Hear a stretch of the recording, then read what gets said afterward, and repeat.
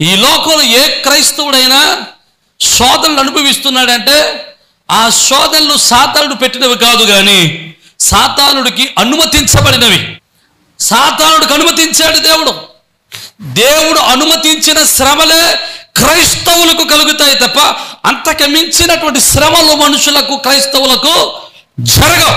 ఇప్పుడు చెప్తాను, అపవాది ఒకవేళ మిమ్మల్ని శోధించడానికి దేవుడు అనుమతించిన ఆ అనుమతికి దేవుడు ఖచ్చితంగా పరిధులు పెడతాడు. ఎలాంటి పరిధులు పెడతాడు? కొన్ని పరిధులు ఉంటాయి.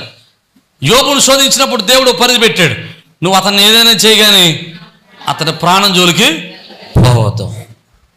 యోబు మీద బలమైన నమ్మకం ఉంది కాబట్టి యోబు మీదకి అంతటి శ్రమను అనుమతించాడు.